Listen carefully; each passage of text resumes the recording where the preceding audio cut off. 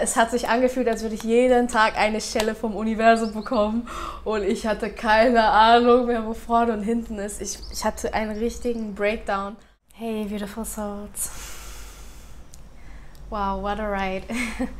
In diesem Video möchte ich euch einmal mitnehmen, ja, in mein letztes Jahr, wie alles begann mit YouTube, mit meiner Reise und ja, ein paar tiefgreifende Gedanken mit euch teilen, sowie ehrlich mit euch sein, wie es mir wirklich hier in Mexiko ging, seit 3 Monaten. Ich glaube, ich habe es bis jetzt nur im allerersten Video angeschnitten und dann in gar keinem Video wieder, weil ich meinen Fokus darauf gerichtet habe, wie ich am meisten Mehrwert für euch rausbringen kann. Und ja, habe aber wieder den Impuls, dass es sich richtig anfühlt, einfach meine Gefühle und Gedanken ja noch offener zu legen, einfach weil es sich richtig anfühlt.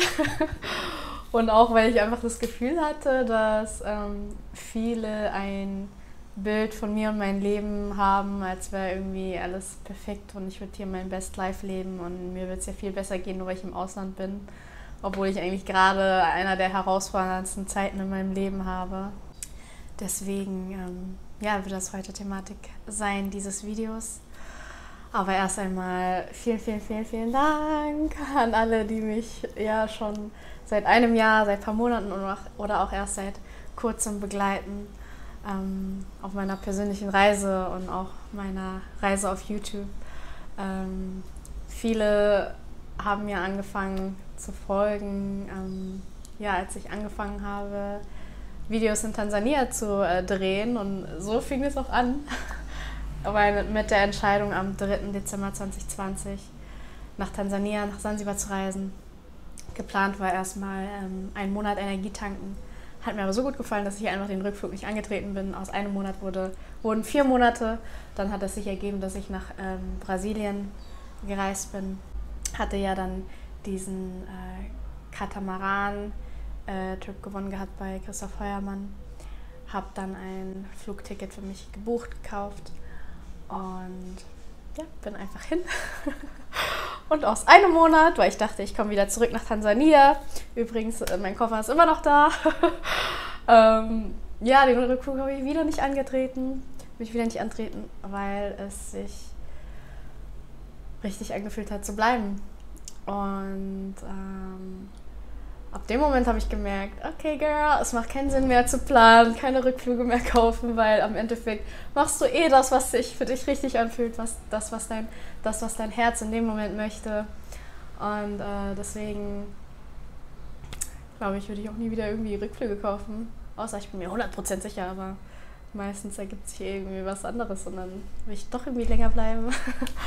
Und ja, dann aus einem Monat wurden 3 Monate Brasilien. Dann hatte ich den Impuls gehabt, weiterzureisen, und zwar nach Mexiko. Also die mich schon länger verfolgen, haben mitbekommen, dass mein erster Flug gecancelt wurde. Mein zweiter Flug haben sie mich nicht fliegen lassen. Der 3. Flug wäre über 1.000 Euro gewesen und nach Deutschland wäre es 260. Und es hatte sich dann richtig angefühlt, nach Deutschland zu fliegen. Tatsächlich nicht nur, weil es günstiger ist, und ja, es war sogar ist einfach günstiger gewesen, erstmal von Brasilien nach Deutschland, von Deutschland nach Mexiko zu fliegen. Also das war auch ein Grund, aber der andere Grund war auch, weil ich viele Dinge einfach, ja, es leichter erledigen konnte, sage ich mal auch, ja, gewisse Dinge zu verkaufen und diesen Abschnitt auch in Liebe und Dankbarkeit abzuschließen, weil ich 2020 sehr viel Wut und Enttäuschtheit gegenüber Deutschland empfunden habe, was aktuell immer noch sehr viele empfinden. Ich durfte das für mich heilen und kann ich auch nur jedem empfehlen, eine Entscheidung aus Liebe und Dankbarkeit zu tun.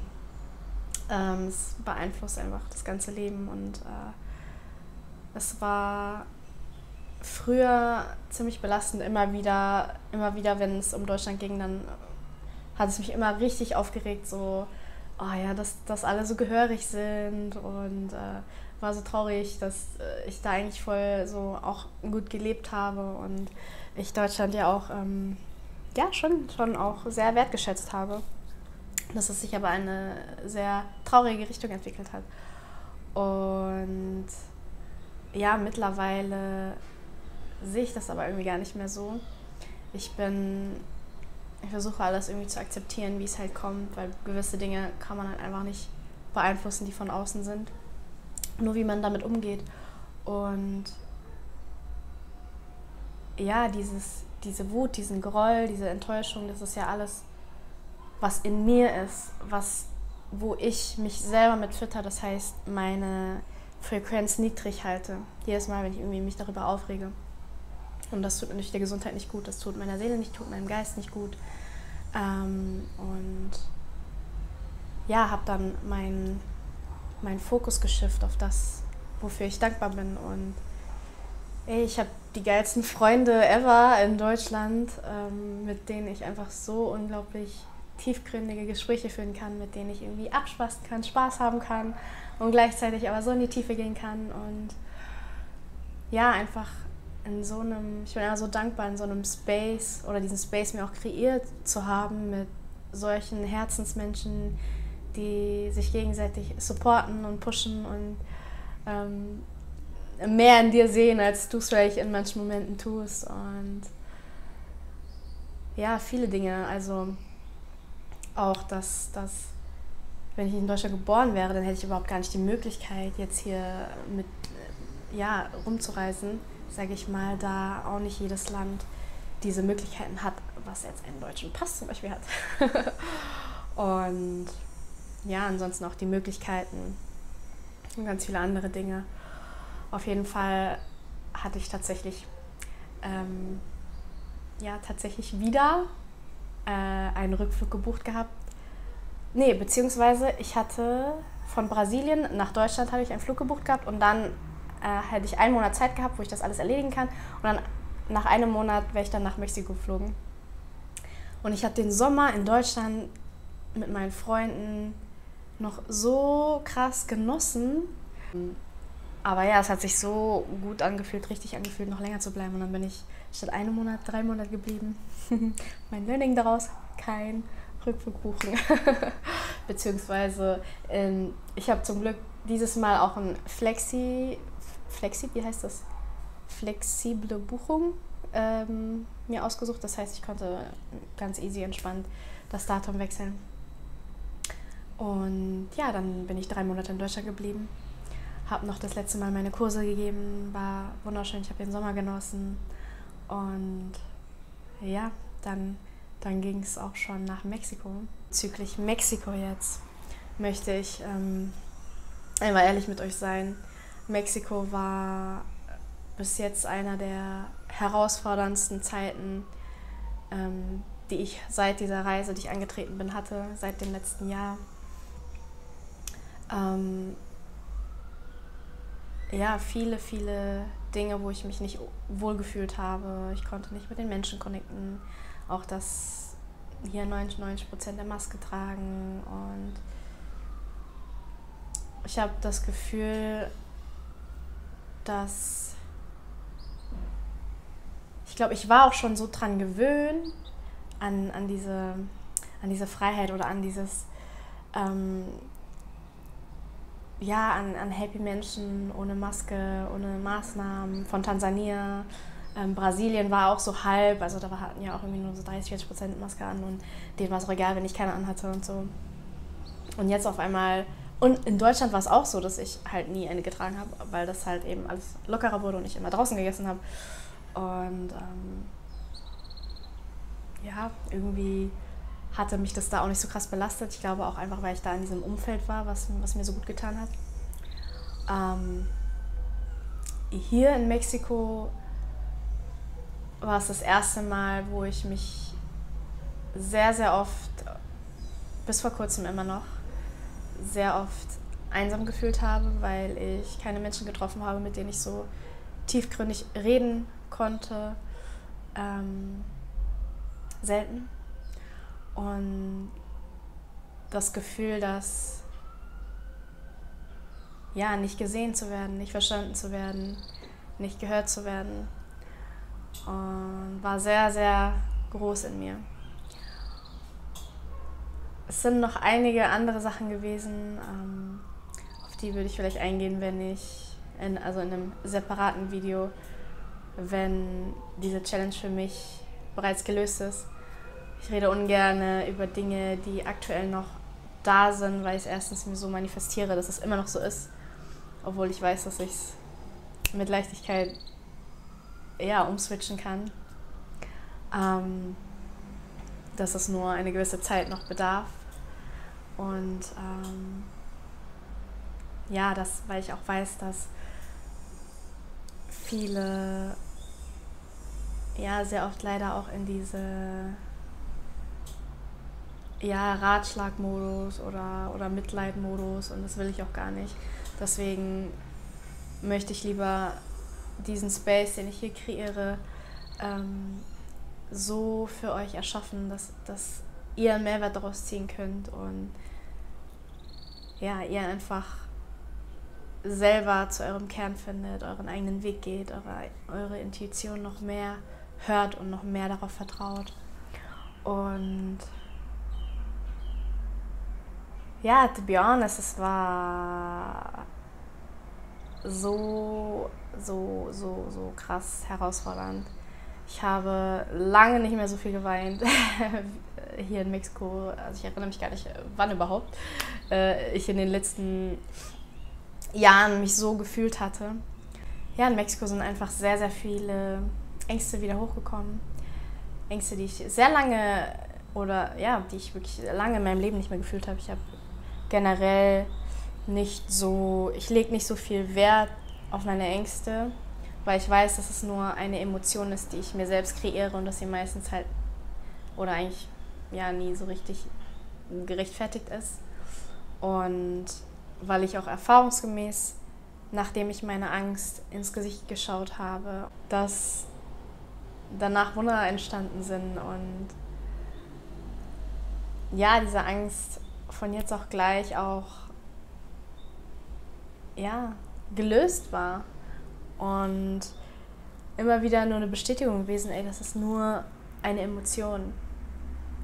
Dennoch war diese Emotion hier in Mexiko sehr, sehr, sehr stark, dass ich mich echt davon kontrollieren lassen habe. Also Leute, ihr hättet mich nicht wiedererkannt. Ich war ohne Spaß, ich weiß nicht, wann ich das letzte Mal so lange so ungesund, unproduktiv war. Ich habe wirklich, jeden Tag hatte ich das Gefühl gehabt, ich will Eis und Schokolade essen und Chips essen und Film gucken. Und das ist okay, wenn man sich mal irgendwie ein Wochenende dafür Zeit nimmt. Also gehört auch zum Me-Time dazu und sich auch mal zu gönnen. Aber bei mir war es schon richtig so, es war aus dem Mangel heraus, weil ich nicht mehr diese Selbstkontrolle hatte. Natürlich, man redet es sich immer ein, ich gönne mir das jetzt mal, und jeder von uns. Aber wenn du selber in dir dieses Gefühl hast oder dieser Impuls kommt, das würde mir aber jetzt in dem Moment nicht gut tun und meinem Körper auch nicht, und du machst es dann trotzdem, ist es halt meistens, weil man eben dem nicht standhalten kann und man eben dann nicht willensstark auf seine Intuition vertraut und das auch zu tun, was einem wirklich gut tut, sondern man eben dem Schweinehund verfällt. Und so war es bei mir in letzter Zeit. Ich weiß, denken viele von mir nicht. Aber solche Phasen habe ich auch, und das ist auch völlig okay. Aber ich kann euch sagen, das hat mich immer mehr in dieses Loch von mich scheiße fühlen und Unproduktivität. Und ich habe so viel Pech in diesen 3 Monaten angezogen, das glaubt ihr nicht. Ich habe echt gedacht, so, das kann doch nicht wahr sein. Universum, was willst du mir damit sagen? So, erst vor kurzem, oder das war ich weiß gar nicht mehr, wann es genau war, aber mein Handy, Totalschaden, muss ich dann richtig viel bezahlen. Übrigens, mein Thema ist auch aktuell Finanzen. Ja, ich komme an meine Grenzen, Leute. Das fragen mich immer super viele Leute. ja, ich habe sehr, sehr lange von meinen Ersparten gelebt, was jetzt aber ja, dem Ende naht. Und ich fokussiere mich natürlich drauf, etwas zu kreieren. Und ja, war aber auf jeden Fall sehr, sehr challenging für mich, da ich halt diese Emotionen von Angst, Existenzängste sehr, sehr groß waren bei mir. Und dann zusätzlich kamen natürlich diese ganzen Situationen, die ich angezogen habe. Handy kaputt, musste investieren, Schlüssel verloren, musste investieren. Dann habe ich mir ein Apartment gemietet und ich dachte, ich könnte vielleicht Airbnb machen. Ist aber auch nicht möglich, überall Kameras und am Ende auch so im Vertrag so, dass es da steht, dass es halt 100% nicht erlaubt ist und so werde ich rausgeschmissen. Also ganz, ganz viele Sachen, die so gegen dem gelaufen sind, wie ich es mir gewünscht hätte und ja, wo viele gesagt hätten einfach, dass ich eine Pechsträhne habe und viel Pech anziehe. Ja, rückblickend, Leute, kann ich euch sagen, ich habe das alles angezogen, Leute. Das Außen ist immer ein Spiegel unseres Inneren und weil ich in dieser Angst war, weil ich dieses fehlende Vertrauen hatte, in dem Moment ist alles, das Leben ist ein Auf und Ab. Und wenn ihr ein Video seht, heißt es nicht, dass es immer so ist, sondern dass es in dem Moment so ist. Und ja, es war für mich eine krasse Herausforderung, in meiner Energie zu sein. Ich kenne natürlich meine Tools und wusste, wie ich meine Energie hochhalte. Dennoch war es herausfordernd für mich. Und ich habe sehr, sehr viel angezogen, wo ich gedacht habe, das Universum gibt mir einen links und rechts und links und rechts, dann in den Bauch, von hinten, von oben. So, es hat sich angefühlt, als würde ich jeden Tag eine Stelle vom Universum bekommen und ich hatte keine Ahnung mehr, wo vorne und hinten ist. Ich hatte einen richtigen Breakdown und ich wusste auch nicht, mit wem ich das teilen soll.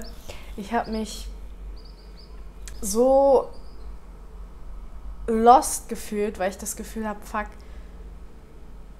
YouTube, Instagram, so viele Menschen sehen mich als Inspiration und ich habe auch schon so viele Leben ins Positive verändern dürfen. Und ich hatte so krass mir diesen Druck gesetzt, oh, ich will diese Menschen jetzt nicht enttäuschen und ja, meine negative Energie, die ich in mir gespürt hatte, nach außen spreaden. Und das Gefühl hatte ich, wenn ich darüber rede, wenn ich noch in dieser Energie bin, weil es sich dann angehört hätte wie Jammern, weil ich eben keine Lösung, weil ich in dem Moment habe ich keine Lösung gesehen. Ich habe nur gesehen, was alles scheiße läuft. Und deswegen habe ich bewusst gewartet, Leute, es ist auch 2 Wochen her, dass ich ein Video gedreht habe, bewusst gewartet, dass es mir wieder besser geht und dass ich in meiner Energie bin. Und auf jeden Fall, ohne Spaß, genau gestern hatte ich wieder diese Heißhungerattacke, dieses, oh, ich will Zucker und ich möchte Chips essen und Film gucken. Und ich dachte mir, komm, noch einen Tag, noch einmal gönne ich mir und danach verändere ich es. Aber das habe ich die letzten Male auch gesagt, die letzten Tage habe ich auch gesagt, ey, nur noch eine Chipspackung und dann erstmal fasten. Und ich habe es nicht gemacht. Ich habe jeden Tag ein Eis, Chips. Und dann stand ich gestern in diesem Laden und habe so gemerkt, ey, fuck. Wenn ich jetzt nichts ändere, dann wird sich fucking nichts an meiner Situation ändern. Dann werde ich mich genauso scheiße fühlen wie die letzten Tage auch. Ich werde keine Energie haben morgen und ich hatte, also morgen ist heute ein Call mit einem Klienten und da ist mir immer unglaublich wichtig, dass ich in meiner Energie bin, damit ich im Service sein kann. By the way, guck mal, was für ein süßes Feedback ich nach diesem Call hatte. Das könnt ihr auch euch gerne auf meinem Instagram-Highlight One-on-One anschauen. Annie, ich wollte nochmal herzlichen Dank sagen für diese tolle Session und ich habe gerade voll das Gefühl voller Vorfreude und jetziger Freude in mir. Ich spüre das schon richtig und nothing can stop me, I'm all the way up. All the way up. By the way, für Januar fühle ich es noch, 2 Soul Clients anzunehmen, eine One-on-One-Session oder Mentoring anzubieten für innerhalb 3 Monate, wo wir gemeinsam dein Licht aktivieren, noch mehr in Verbindung zur eigenen Intuition, seinen Selbstwert, Selbstliebe und Selbstbewusstsein zu stärken, mit Mut seinen eigenen Weg zu gehen und seine innere Power zu aktivieren. Wenn du das Gefühl hast, dass du gerade stuck bist und nicht weiterkommst und das Gefühl, dich im Kreis zu drehen und vielleicht auch gar nicht mehr so richtig weißt, wer du bist, was du wirklich willst in deinem Leben, dann kannst du dich sehr, sehr gerne unverbindlich für einen Call mit mir bewerben.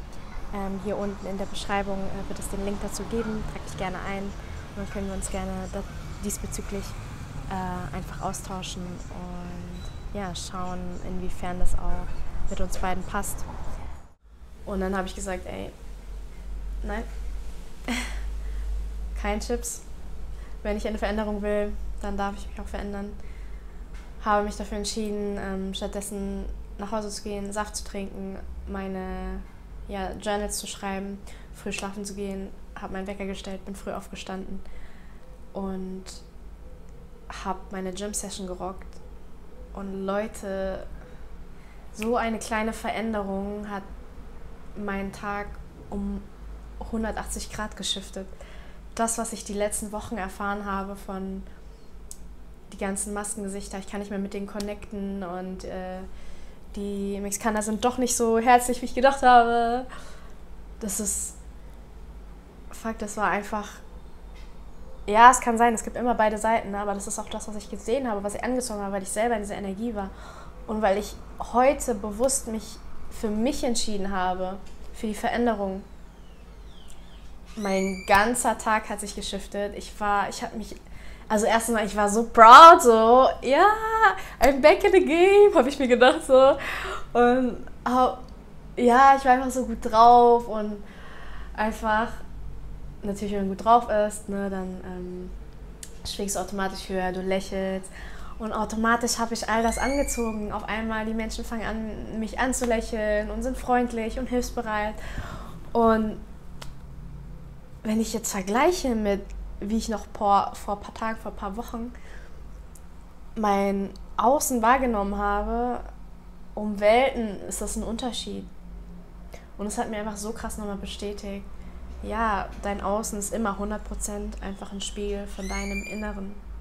Ja, und mittlerweile bin ich echt an einem Punkt, wo ich auch denke und wo ich davon überzeugt bin, dass es wichtig ist, beide Seiten auszuleben und nicht einerseits, wenn es dir scheiße geht, da rinne gefangen zu sein und die Geschichte immer wieder, die gleiche Geschichte wieder und wieder zu schreiben und gleichzeitig aber auch nicht deine Emotionen runterspielen und immer alles dir positiv einreden, obwohl du es gar nicht so fühlst, obwohl du gerade innerlich einfach nur heulen willst.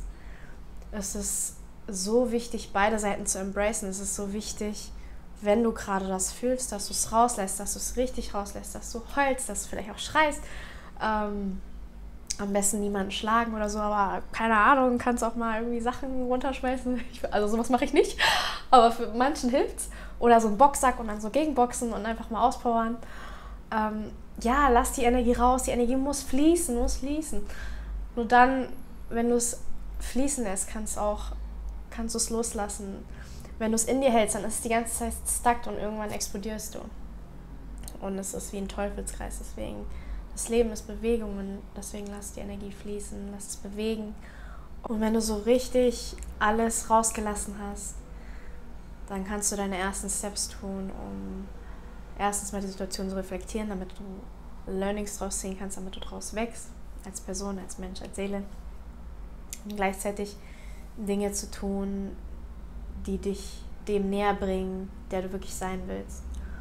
Und das ist dann dieser Shift von sehr, sehr, sehr niedrigen Schwingungen, deswegen ziehst du diesen ganzen Pech an, zu dem Shift, okay, ich habe es jetzt gefühlt, meine Energie ist geflossen und jetzt bin ich aber wieder Creator meines Lebens und ich entscheide, dass eben ich nicht mehr in der Vergangenheit lebe, sondern ich entscheide, ich kreiere meine Zukunft selber und ich bin der Schöpfer meines Lebens. embrace both sides of your life. Und ja, das Leben ist so facettenreich und so wunderschön mit beiden Seiten. Es geht nicht darum, immer dass alles positiv sein muss. Es geht darum, das Leben in allen Bereichen voll zu leben. Es geht nicht darum, gar keine Fehler zu machen. Es geht darum, eben immer wieder zu fallen und dementsprechend aufzustehen, um daraus zu wachsen, um diese Schichten, diese Schalen, die wir uns von Kind auf aufgebaut haben, immer mehr ablegen zu können, damit wir immer mehr erkennen, wer wir sind, was wir wirklich wollen. Und das können wir eben nur, wenn wir Dinge ausprobieren, wenn wir hinfallen, wenn wir Fehler machen. Wenn du immer nur Angst hast, keine Fehler zu machen, wirst du genau da sein, wo du bist. Und es wird sich nichts verändern. Und ja, wenn du wirklich leben willst, as I said, Leben ist Bewegung, Energie muss fließen. Mach die Schritte, mach die Entscheidungen und ja, mach, worauf du einfach Bock hast. Und zum Ende möchte ich mich nochmal vom Herzen bei euch bedanken für alle, die meine Reise bis jetzt und ab jetzt noch weiter verfolgen werden, für meine persönliche Reise, meine eigenen Entwicklung, sowie hoffentlich auch Inspiration für dich, für deine Entwicklung, für deine persönliche Entfaltung. Und ich bin sehr, sehr stolz auf meine Community, auf euch. Ich habe viel dazu beigetragen, euch erzogen, dass hier in den Kommentaren und allgemein es immer mit Respekt zu sich geht und dass wir immer versuchen, dass Liebe die Antwort ist, dass wir aus Liebe heraus schreiben, dass wir eben niemanden verurteilen, sondern ein Verständnis dafür entwickeln, dass jeder Mensch einfach eine einzigartige Vergangenheit hat und jeder Mensch hat einen Grund, warum er da ist, wo er ist, warum er reagiert, wie er reagiert, und wir dürfen Verständnis dafür empfinden oder lernen, Verständnis zu empfinden für Situationen und Verhaltensweisen, die uns vielleicht im ersten Moment vorkommen wie, oh mein Gott, geht gar nicht. Aber immer, wenn du getriggert wirst, wenn du mich schon länger verfolgst, weißt du jetzt, was kommt. Ein Trigger ist ein Geschenk und ein Trigger ist eine unglaubliche Möglichkeit, rauszuwachsen und nur ein Spiegel für das, was in dir noch nicht geheilt ist. Und deswegen darfst du sehr aufmerksam auf deine Trigger schauen und diese nicht wegschmeißen, was viele machen. Direkt blockieren und löschen und deabonnieren und entfolgen. Und diese Person ist schuld. Immer die Schuld auf andere schieben. Es ist Zeit, dass wir aus dieser Miserie hinauswachsen, Verantwortung abzugeben und endlich Verantwortung für uns selber, für unser Leben zu übernehmen. Es ist Zeit, dass wir endlich die Veränderung sind, die wir in der Welt sehen wollen. Und in diesem Sinne wünsche ich euch einen wundervollen, die Sonne kommt raus, was für ein perfektes Timing. Wünsche euch einen wundervollen Tag, Abend, was auch immer bei euch ist. Fühlt euch umarmt, geliebt, geküsst und bis zum nächsten Mal. Bye, bye.